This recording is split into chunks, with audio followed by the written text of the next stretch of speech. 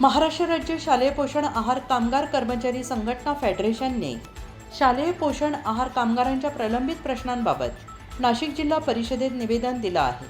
संघटनेच्या वतीनं सरकारने जाहीर केलेली 1000 रुपये मानधन वाढ आणि किमान वेतनाप्रमाणे वेतन मिळण्यासाठी शिक्षण मंत्री श्री दादासाहेब भुसे यांच्या कार्यालयासमोर 15, 16 आणि 17 ऑक्टोबर 2025 रोजी 3 दिवसांचे धरणे आंदोलन मोर्चा आयोजित केला आहे।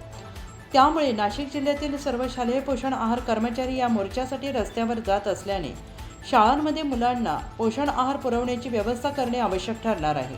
यासाठी मुख्य कार्यकारी अधिकारी श्री ओंकार पवार यांनी प्रत्येक तालुक्यातील मुख्याध्यापकांना शाळेत पोषण आहार शिजवण्याची आणि मुलांना पुरवण्याची जबाबदारी स्वीकारण्याचे निर्देश द्यावे अशी मागणी निवेदनात करण्यात आली आहे। निवेदन स्वीकारताना शालेय पोषण आहार कर्मचारी संघटनेचे जिल्हाध्यक्ष कॉम्रेड देवीदास आडोळे, जिल्हा उपाध्यक्ष कॉम्रेड संतोष मुंडे, जिल्हा सचिव कॉम्रेड देवीदास चव्हाण, खजिनदार कॉम्रेड छाया जाधव आणि C2चे जिल्हा पदाधिकारी कॉम्रेड अरविंद शहापुरे उपस्थित होते। उत्तर महाराष्ट्र न्यूज नेटवर्कसाठी पांडुरंग बिरार।